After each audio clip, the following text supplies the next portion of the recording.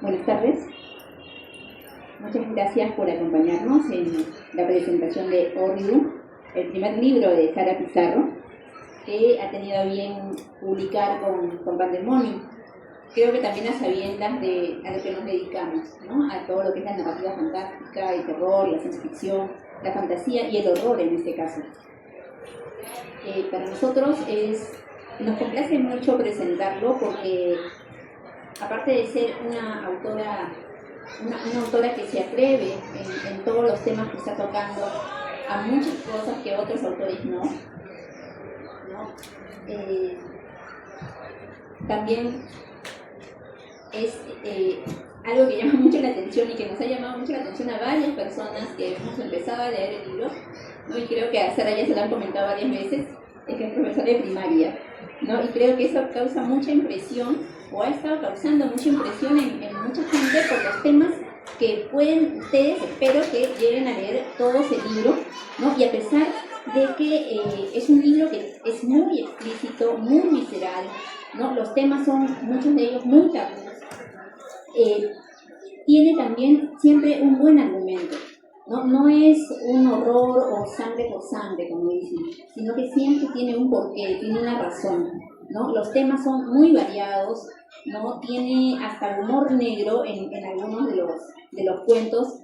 Personalmente me gustó mucho uno que se llama Percy Montesinos, creo que es uno de mis favoritos, ¿no? Porque tiene este humor negro que es tan difícil también de hacer, porque es algo que la verdad es que tiene que ser uno muy inteligente para hacerlo. Y si es mezclado con el horror, menos aún, no toda la gente puede, definitivamente, ¿no? Pero en este libro sí van a encontrar cuentos de ese corte, cuentos también que tienen que ver con niños, ¿no? Cuentos que tal vez para muchas personas les resulte bastante sensibles, ¿no? Los temas, pero que Sara se ha atrevido pues a plasmar en sus letras y que es bastante importante también, yo creo, para la narrativa peruana, que tiene que ir pues variando y tiene que ir creciendo, ¿no? En todos los temas que estamos hablando. Acá nos están acompañando, ¿no? Carlos Carrillo, ¿no? Un autor muy, muy conocido en todo lo que es el horror, el terror peruano, ya desde hace varios años, que tiene también varios libros. Romina Paredes, también autora, ¿no? También autora también de varios libros y que también está entrando en este mundo pues, de lo que es el terror, de lo que es la narrativa fantástica. Entonces quisiera darles el pase para que ellos empiecen a comentar un poco del Horridum que ya han leído. Después de eso vamos a hablar un poquito también con Sara, ¿no? Con algunas preguntas, algunas cosas que se han quedado pues tal vez en la mente de los que hemos leído el libro. Y después ya Sara nos va a explicar un poco tal vez el génesis del libro, o de que la verdad es hablar del libro. ¿Ya? Romina. Gracias, Tania. Gracias por la invitación. Es un placer para mí estar aquí a presentar Horridum, acá con el maestro Carrillo, con Sara, que le acabo de conocer. Y es un libro de cuentos que presenta un territorio visceral, incómodo, sangriento, pero también, y esto me interesa subrayar, que es bastante lúcido, ¿ya? Claro, porque desde una lectura superficial, claro, podríamos decir que es gore, ¿no? Pero, ¿qué significa eso realmente, no? Es una categoría estética dentro del horror, pero que apuesta por una representación hiperbólica, gráfica, obscena, en muchos cuentos también, pero es una exageración, como dice Tania, que no es gratuita, ¿no? Eso hay que resaltar. Y esto se inscribe, ya la obra de Sara se inscribe dentro de una tradición ya latinoamericana que se está gestando con el terror, ¿no? Mariana Enríquez, Mónica Ojeda, Máfera Cuero, o en Perú incluso Tania mismo y Cristina Ramos, ¿no? Ambas autoras también de Pandemonium. Entonces yo quería igual resaltar eso, que es una editorial que está apostando por estas voces femeninas, ¿no? Entonces, como recurso narrativo, es importante volverlo visible, ¿no? Lo que muchas veces es incómodo o se esconde dentro de los discursos normativos o los discursos aceptables, ¿no? Por ejemplo, cuerpos violentados, deseos reprimidos, ¿no? Que no son, digamos, aceptados, maternidades impuestas también, o la sexualidad como un espacio de poder, ¿ya? Entonces, la violencia en Orrium no es decorativa, ¿ya? No busca escandalizar tampoco. Entonces, es una forma, mi lectura es que es una forma de venganza, ¿no? Es como una justicia que llega a través de una inversión del orden, ¿no? Por ejemplo, donde los niños abusados en realidad se convierten en verdugos, ¿no? Donde las mujeres traicionadas ejercen castigo de esa tesis, donde el cuerpo femenino se mutila, pero como un acto de resistencia, ¿no? Entonces, uno de los aspectos más potentes de este libro, yo creo que es el tratamiento del cuerpo femenino, sin duda, bajo mi lectura, ¿no? Hay muchos cuentos que abordan la mutilación genital femenina, por ejemplo, en 3 cuentos claves, como Los hermanos de la espada, Los huéspedes y Alegría, ¿no? Pero este último, por ejemplo, la protagonista se mutila, ¿ya? Para escapar del deseo masculino. Es un acto que mezcla mito, rebelión y trascendencia. Entonces, es una reescritura sangrienta de este arquetipo de la diosa, pero no esta diosa hermosa que seduce, ¿no? Sino es que la que escapa, la que no es madre, digamos, sino que se convierte en tormenta, ¿no? En castigadora. Entonces, ya para terminar, yo quería mencionar que Orrium ya va a formar parte de una nueva tradición del horror escrito por mujeres en América Latina, una tradición que ya no teme ensuciarse, ¿no? Y que encuentra en esta hipérbole una herramienta para nombrar, ¿okay? Yo misma, que vengo de una narrativa en realidad que es más realista, pero me reconozco a mí misma también en estos cuentos, porque hay un punto en común, que es reescribir las víctimas, ¿no? Reescribir a las víctimas, de otorgarles agencia. Y eso en un contexto, bueno, como de nosotros que estamos en una sociedad muy conservadora, que nos exige de alguna manera silencio para no incomodar, no solamente valiente por parte de Sara, sino que es urgente, ¿no? Entonces, gracias Sara por este libro, me parece que es muy importante porque si nos atrevemos a leer el verdadero horror, no la ficción en sí, porque creo que es lo que callamos todos los días y es lo que este libro nombra, ¿no?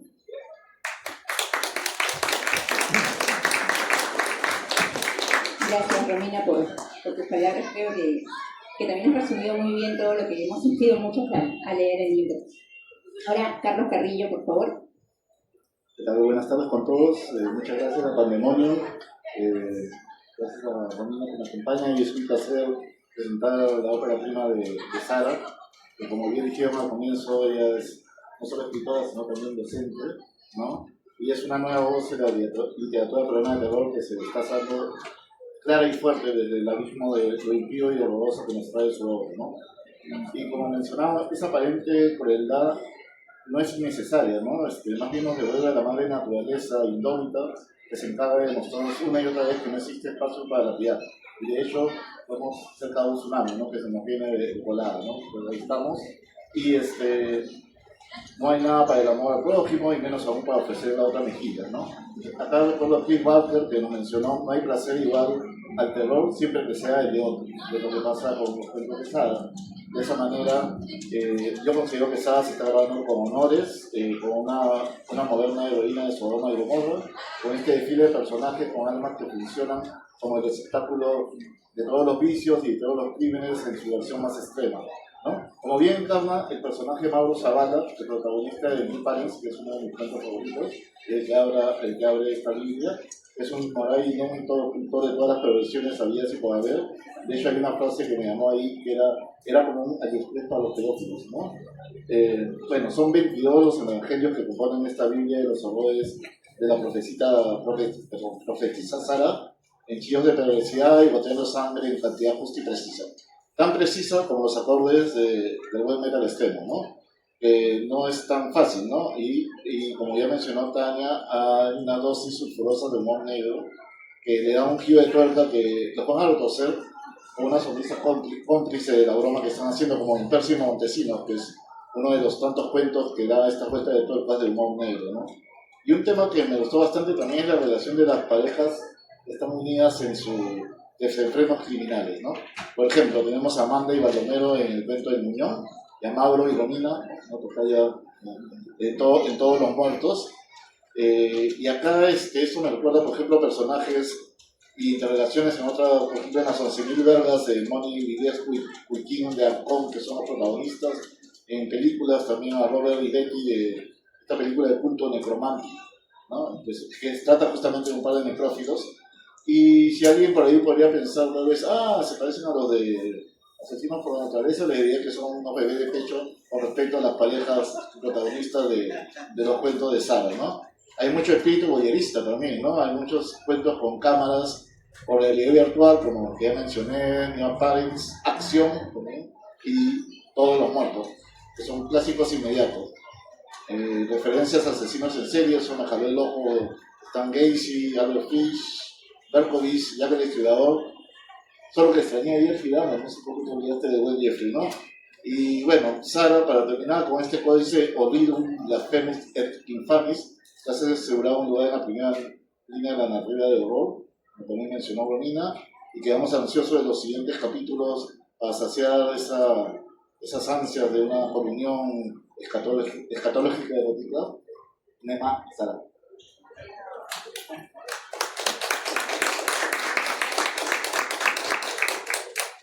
Muchas gracias. Yo creo que The New Parents, que es el cuento con el que se abre el libro, ¿no?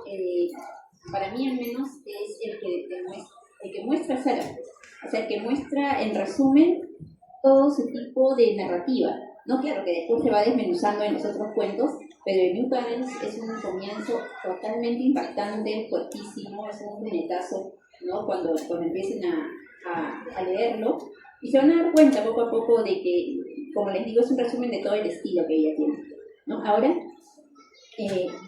tanto Romina como Carlos, ¿no? Vamos a empezar un poquito a preguntarle algunas cosas a Sara sobre el libro, ¿no? Tal vez sobre de dónde salen pues todas estas ideas, etcétera, para después ya dar paso a las palabras. Sí, una primera pregunta, en realidad, es que me llamó mucho la atención que seas profesora de primaria, y justo hablando del cuento de New Parents, ¿no? Ya, el horror se ejerce desde los niños, ¿no? Hacia los adultos. Me pareció súper interesante esa suerte de inversión moral, ¿no? En este cuento.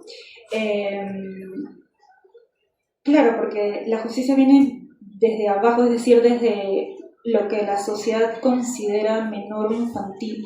Me gusta mucho el tratamiento que les has dado a la infancia en varios cuentos tuyos. Me parece osado y me parece interesante porque no normalmente, algunas veces en películas de terror, horror, a veces los niños hacen cosas estúpidas, ¿no? Que de ahí como consecuencia es que sí, son causantes de un evento atroz, ¿no? Sirven solamente para que frieguen todos, ¿no? Los niños. Ya, pero en tus cuentos no sucede eso. Los niños tienen agencia, ¿no? Entonces eso me parece súper interesante, por una parte del tratamiento de la infancia, y por otra, ¿cómo te sientes en realidad? Porque claro, lo que decía Tania, ¿no? Estamos en una sociedad bastante conservadora, son temas fuertes los que estás tratando, ¿no? Se podrían considerar tabú, entonces me parece muy valiente de tu parte que puedas a través del arte tratar estos temas, ¿no? Y más aún si es que eres como profesora de primaria. No sé si nos puedes contar un poco cómo fue ese proceso. Yo creo que es una venganza de las profesoras también. Bueno, primero, buenas tardes con todos, gracias por asistir. Gracias Romina, gracias Carlos por sus palabras, gracias Tania también por el prólogo. Mira, me han dicho bastante sobre el tema de que soy docente. Muchas personas no lo creen. Sí, soy docente, tengo ya casi ya 18 años en la docencia de primaria. He enseñado niños desde primer grado hasta sexto. Y sí, ¿no? La gente no entiende la relación, pero los niños, sin querer queriendo, son muy crueles a veces. ¿no? Con las palabras, obviamente, no es que actúe como en New Parents, ¿no? Pero sí he tenido de repente ese momento en el que tú ves situaciones de cómo se relacionan los niños en clase entre ellos, o a veces lo hiriente que pueden llegar a ser con una frase hacia sus padres, hacia sus seres queridos. Entonces, en un momento dije, ok, vamos a plasmar esto, pero lo voy a exagerar, ¿no? Para aquellos que ya han leído el libro, deben haberse dado cuenta, respondiendo a la segunda parte de lo que te refieres, es que todas las situaciones que plantean el libro son situaciones que tú puedes observar si enciendes el televisor en la mañana y ves a Federico Salazar temprano, ¿no? Son situaciones que se dan día a día lastimosamente, o que tú prendes Netflix y puedes ver en un documental estas situaciones, ¿no? Que lastimosamente es por decirlo así, el pan de cada día en muchos hogares. Yo los he ficcionado como para levantar la voz, ¿no? Y dar a conocer que el monstruo, digamos, más temible, más peligroso es el ser humano. De ahí es donde viene orden.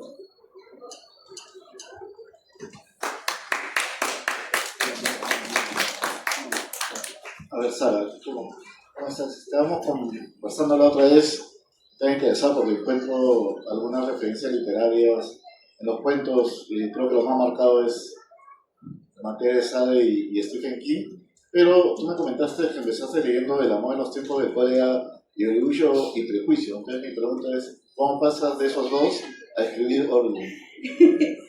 A veces los caminos se tuercen, a veces empezamos por un inicio y terminan los caminos torciéndose o mezclándose incluso. Como bien mencionas, empecé mi lectura como hubiese querido en secundaria, no pude en el colegio como la mayoría. La lectura me atrapa tiempo después, ¿no? Empezando primero en fanfiction, ya que es donde yo empecé a desarrollar mi interés tanto en la lectura como en la escritura. Y luego, el primer clásico que leí, porque me nació a leerlo, fue El amor en los tiempos del cólera. Me atrapó, no pensé que me iba a atrapar de esa manera, entonces luego leí Orgullo y Prejuicio. Fueron los dos primeros libros que empezaron en mí este cariño en la lectura, en escribir, en desarrollarlo. Empiezo en fanfiction, ¿no? Con temas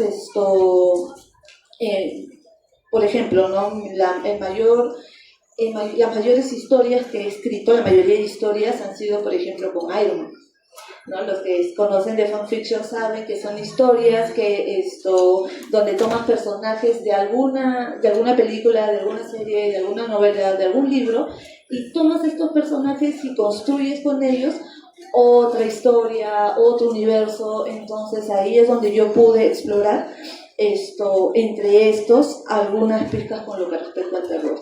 ¿En qué momento mi camino se tuerce más en ese punto? Yo tengo claramente dos momentos. Uno, fue en un salón de clase. Entré a un colegio a trabajar en el área de comunicación con niños de tercero, cuarto, quinto y sexto, y mi manía siempre ha sido que en la primera clase les hago escribir una historia libre, con su dibujo incluido, ¿no? Entonces los niños, curiosos, me dicen, Miss, ¿podemos escribir terror? Sí, denle. Y todos, literalmente los 25 alumnos de ese salón dijeron, ¿qué? Y yo me asusté, le dije, sí, claro, escriban.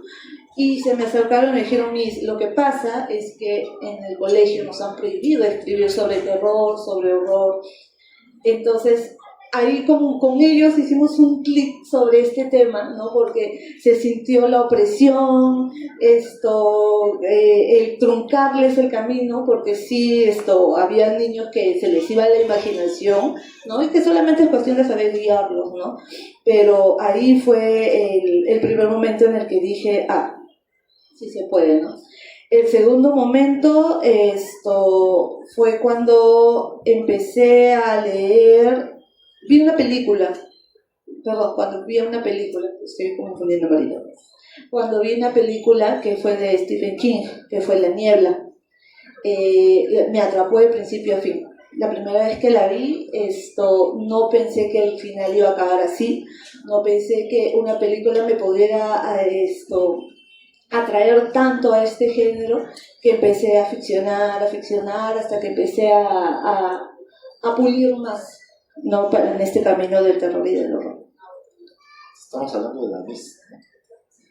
Sí. Cierto. Entonces, para seguir con King, este cuento Nada mejor que hacer, es el mismo cuco, está inspirado en el cuco de Stephen King, porque también habla de un perro, ¿no? Y el perro, y no sé si es el demonio también del tipo de Sam, que también te dan como hints, ¿no? Sí, no, ya algunos me habían dicho sobre ese tema. La verdad es que no. Había un asesino en serie, ya, te voy a ser muy sincera, no me acuerdo ahorita el nombre. Pero este asesino en serie decía que la mascota de su vecino le hablaba. Ya ves, lo siento. El hijo de Sam. Entonces, y que le hacía hacer este tipo de cosas, ¿no? Entonces yo dije, de ahí es donde me nació esta historia. Historia es con la que más he sufrido, porque yo sufría por el perrito. Sí. Sí, yo también sufrí un montón con esa parte, un montón al perrito. Bueno, yo quería hablar un poco también y preguntarte acerca de los personajes femeninos y el cuerpo, ¿no? Hay un tema ahí de venganza que se repite. Por ejemplo, en el cuento de limpieza de la casa, ¿no? Luego en el Evangelio de la Carne, también, en el que el castigo recae sobre esta suerte de incel, algo así, es un hombre que niega el consentimiento como un requisito del deseo. Entonces, por ejemplo, en estos dos cuentos, las mujeres no son víctimas pasivas, ¿no? Eso es algo que me llamó un montón la atención de tus cuentos, y no sé si nos puedes comentar un poco más. Con respecto en sí al tema de la venganza, muchos me han dicho, no me han preguntado, ¿no? Si tratas de vengarte, ¿no? Yo digo que no. Lo que tratan estos personajes simplemente es de tener una especie de justicia, ¿no? Porque si bien en el caso de esta mujer que asesina, ¿no? Con su toque de limpieza, que asesina a su esposa y a su mejor amiga por la situación en que los encuentra, no los hace lo que hace con ellos y los mete a los barriles, ¿no? Igual con respecto al otro, no, como con alegría también, es una especie de venganza, ¿no? Es más bien una reivindicación de estos personajes, de liberar el sentir que tienen, ¿no? En el momento de dolor, liberar este dolor y ser feliz y ser libres. Esa es más que nada la idea. Y me parece que hay una coherencia temática bien interesante entre justo estos cuentos tuyos con cuentos, por ejemplo, la reescritura de Angela Carter que hace Tania, o Cristina Ramos también hace lo mismo, ¿no? Entonces leo con gran alegría e ilusión cómo ustedes tres, como escritoras de horror y de gore, están gestando, digamos, una suerte de coherencia temática, en el sentido de que las víctimas femeninas ya no son más, ¿no? Estos sujetos pasivos, ¿no?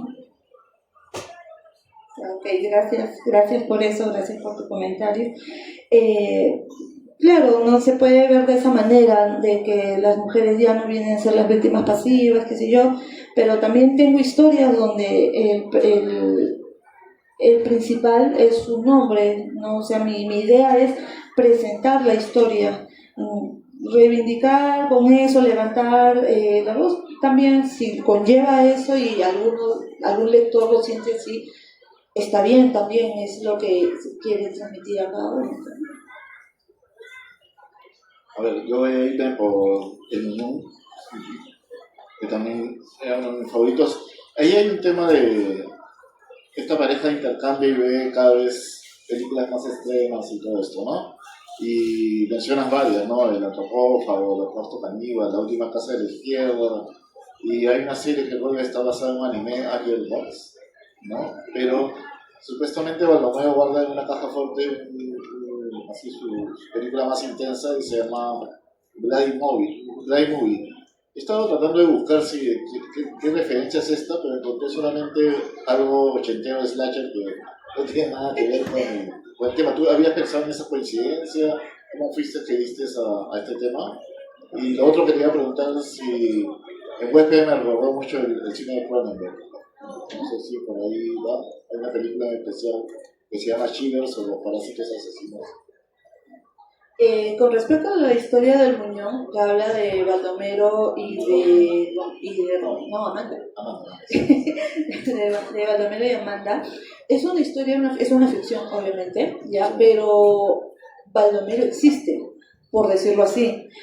Tenemos un amigo que vende películas de tipo B, o algunos lo conocen, algunos lo sacan. Obviamente no es su historia, por favor, no se asusten, no es su historia. Simplemente que cuando yo conocí a Baldomero, me acordé de la idea que tenía de esta historia. La tenía en camino, no la tenía ni terminada. Tenía la idea de en qué iba a acabar, cómo iba a ir, pero cuando conocí a Baldomero vi en él un chico que vende sus películas de tipo B, serie B, pero es un hombre callado, reservado. Entonces, a partir de esas características que yo vi en él, ¿no? Entonces fue donde empecé a construir al personaje de Baldomero de la historia. Por favor, no, los que lo conocen no lo vayan a confundir. Ya, y de ahí es donde yo creé a Amanda, ¿no? Amanda sí, creo que en su vida de él no existe, no lo sé, pero ahí es donde yo creé a Amanda. Entonces, te voy a ser muy sincera, algunas referencias de las películas, sí las averigüé, otras, puse un nombre llamativo, la verdad. Una que otra sí he visto, pero me llamó más construir la idea del secreto, ¿no? Por ejemplo, esta película que él saca de la caja fuerte, entonces construir ese secreto entre los dos, porque esa película la tiene guardada porque no la quiere pasar o jugar, como se dice, ¿no? A alguno de sus clientes, ¿no? Por ser una película del tipo que... Y con respecto a lo de los bichos, la verdad es que no he visto la película que me mencionas. Como bien sabrás, y sabe la mayoría de personas que me conocen, mis bases, mis referencias no han sido tanto películas de terror, digamos, como normalmente un escritor te podría decir, sí, yo me he visto esta, No, en el caso de los relatos donde aparecen los bichos, donde aparecen estas cosas, o sea, he tomado referencias de caricaturas, de algún tipo de anime, entonces las he tomado de ahí y yo las he ido trabajando, ¿no? Y haciéndolas partícipes de todo el horror, el terror, y imaginándome a dónde las quería llevar. Sara, me quedé una pregunta también. A ver. ¿De dónde sale Percy Montesinos? Porque todos son de mucho terror, son muy explícitas de los niños, todo lo que hemos escuchado, pero Percy Montesinos es de humor, es humor negrísimo, ¿no? Entonces, como decía antes, no es fácil hacer humor negro, es súper difícil, ¿no? Y combinarlo con el gore, peor, ¿no? Entonces, ¿de dónde sale Percy Montesinos? ¿Cómo sale? Percy Montesinos sale de algunos recuerdos de mis amanecidas,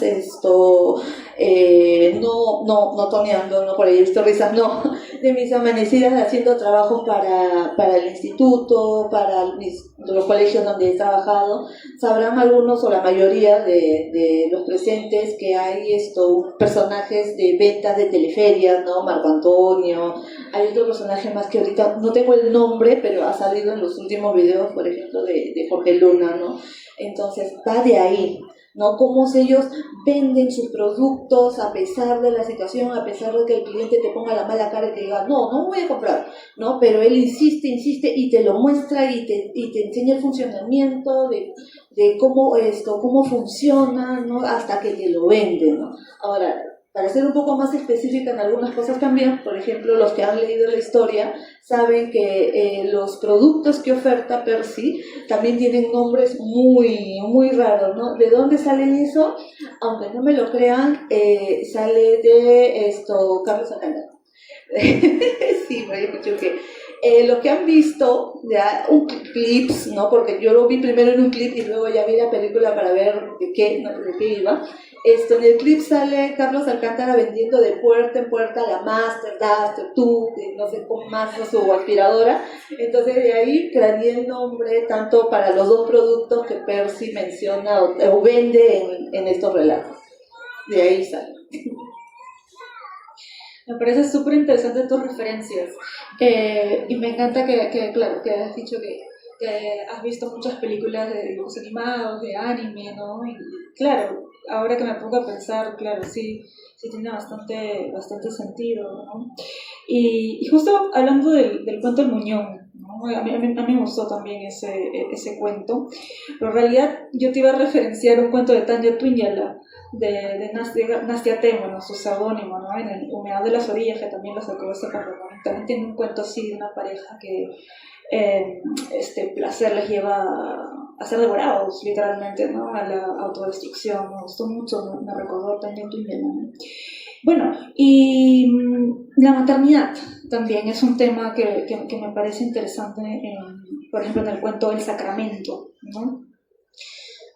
Tenemos la idea de la maternidad como algo idílico, ¿no? Por el modelo mariano, digamos, de la religión católica, pero acá tú propones en el Sacramento que parece como un delirio, ¿no? Una condena, como un delirio, ¿no? Esta madre no puede concebir a su bebé monstruoso, ¿no? Como otra cosa que no sea una extensión de sí misma. Bueno, inevitablemente pensé, uno, el mito de Medea, ¿no? Y dos, el bebé de Rosemary y Huesera de Michelle Garza, ¿no? Es que la madre acá ya no se sacrifica por amor, sino es una madre, yo diría, narcisista, ególatra, ¿no? Los lleva a la muerte, digamos, como una garantía de unidad familiar, algo así fue mi lectura, ¿no?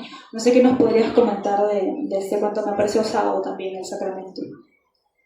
La historia del Sacramento llega más que nada por la depresión de una amiga cuando lastimosamente perdió a su bebé, ¿no? Ella se recuperó y todo, ¿no? Pero cuando conversamos del tema, ella hablaba de que sentía que nadie entendía su sentir, ¿no? Que ella se sentía culpable, o sea, fue un problema que escapó totalmente de sus manos, ¿no? Pero ella se sentía culpable, que algo había hecho con respecto a sus cuidados, que algo le había faltado.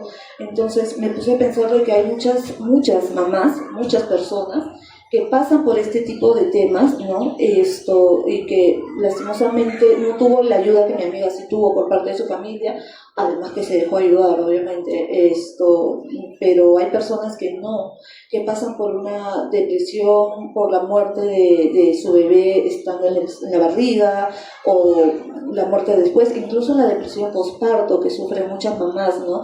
Que lastimosamente y conozco casos, incluso de madres de familia con las que trabajo incluso actualmente, ¿no?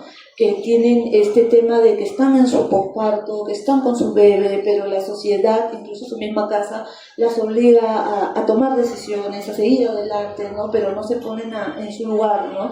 No la apoyan, ¿no? Entonces de ahí parte el Sacramento.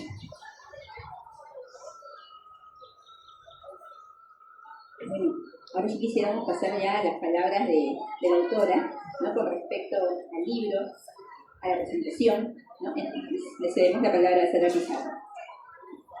Una vez más, muchas gracias a todos por asistir, ¿sí? Primero, por salir de sus casas, por vencer el tráfico limeño, que a ciertas horas, ya casi ahorita, califica como un fenómeno sobrenatural, y llegar hasta esta presentación. Sé que de repente habían otras opciones, como ver las repeticiones de Alfonso y Sitio, pero eligieron venir a escucharme hablar de Orrido. Qué valientes, la verdad. Bueno, como saben, soy Sara Pizarro, soy profesora de educación primaria desde ya hace muchos años. Sí, trabajo con niños que son adorables, pero a veces también parecen salidos de una película de horror. Y soy autora de este libro. Además tengo una marca que se llama Morris Factory, donde hago monstruos de felpa, muñecos mutantes y cosas que probablemente provocarían pesadillas en cualquier reunión de padres de familia.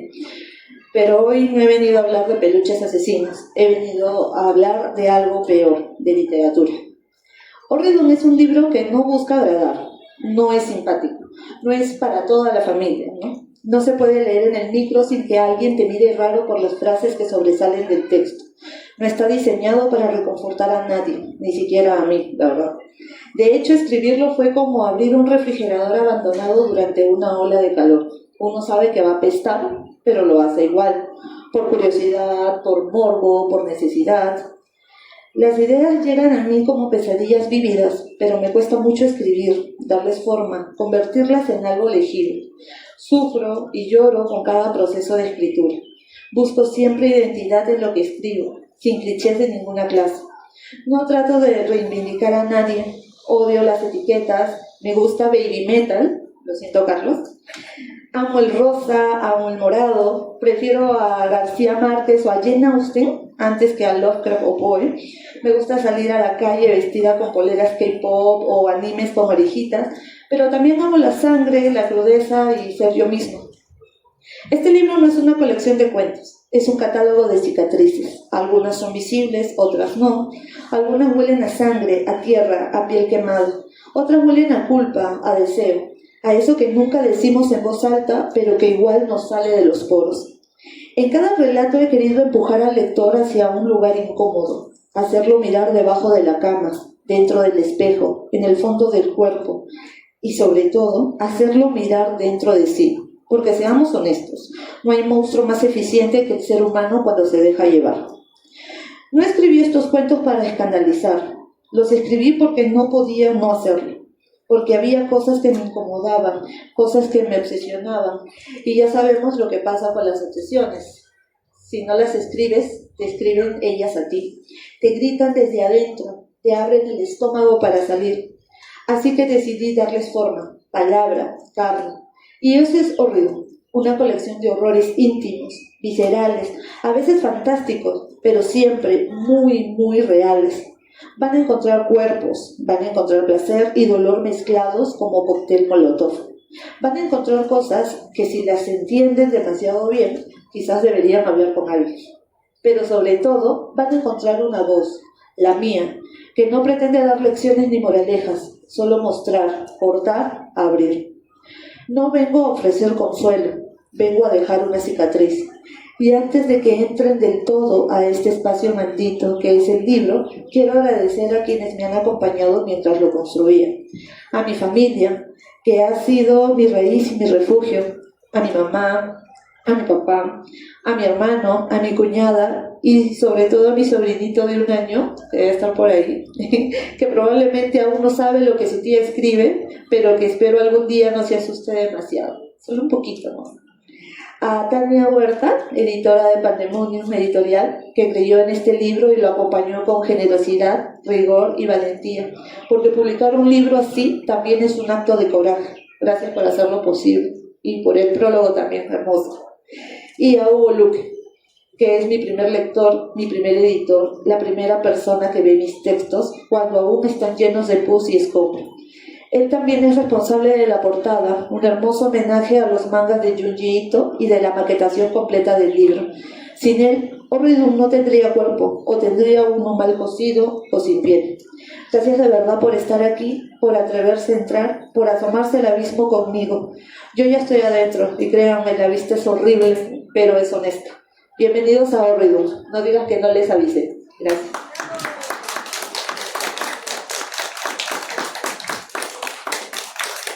Ahora, no sé si alguien del público quisiera preguntarle algo a la autora o a alguno de los panelistas o desde un comentario también.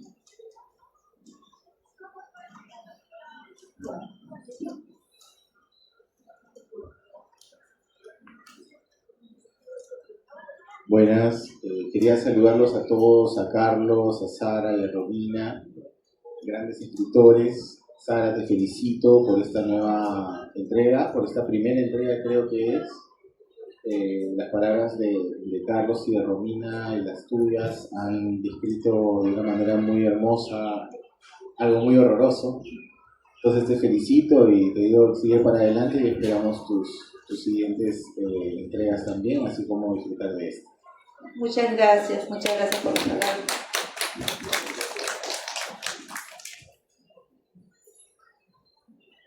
¿Alguien más que quisiera preguntar o decir algo?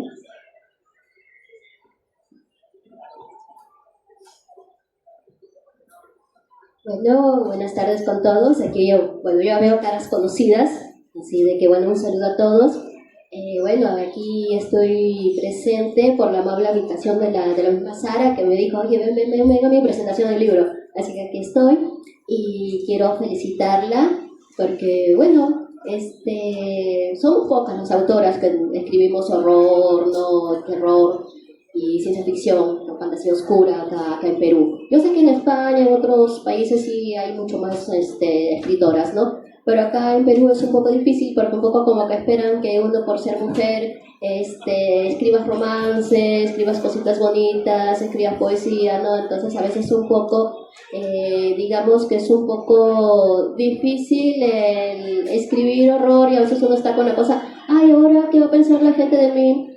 Ahora me van a señalar por escribir horror, van a pensar de que yo soy media loca o van a pensar de que de estas cosas que yo escribo en mi libro, yo también soy así, ¿no?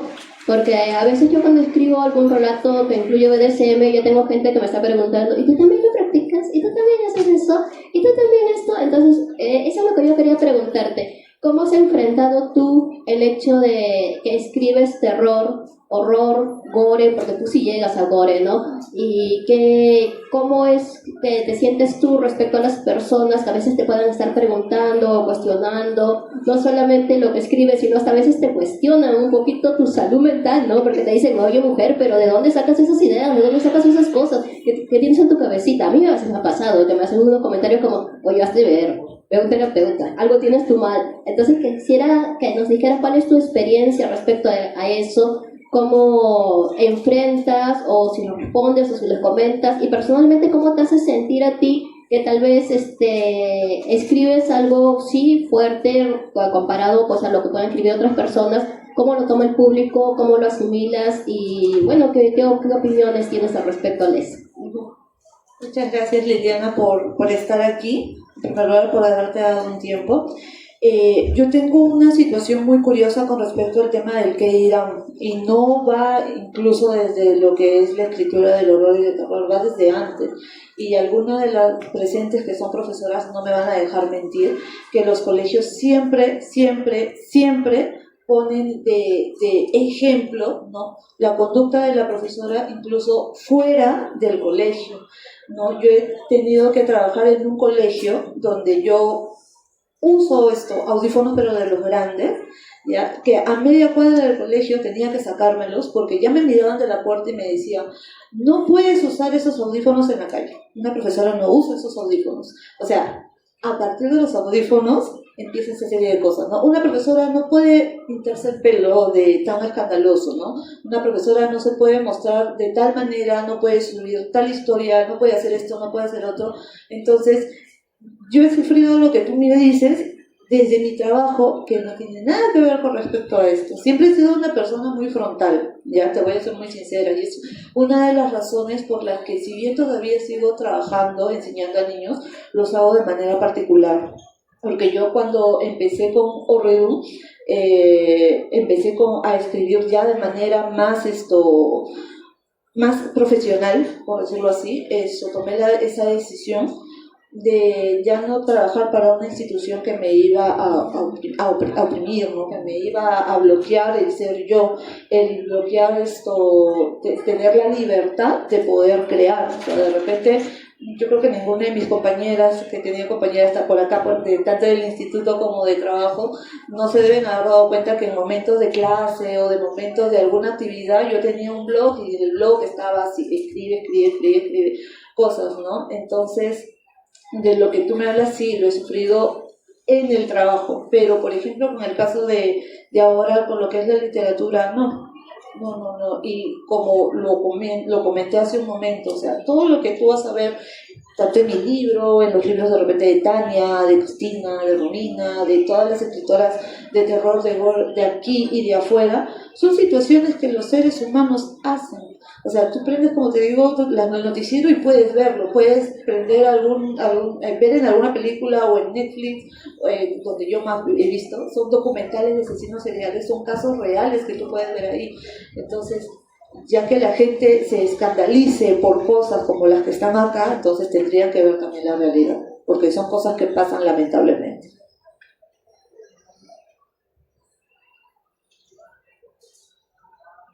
Acá nos avisan que ya el tiempo se terminó, siempre quedan muy cortos, ¿no? Pero agradecemos a todos los que nos han acompañado hoy día. Esperemos que se atrevan a leer Horridum, ¿no? Pueden encontrarlo en el stand 34, ahorita nos dirigimos para allá, si es que quieren adquirirlo y también llevarlo firmado por la autora, ¿no? Y con su foto respectiva. Muchas gracias.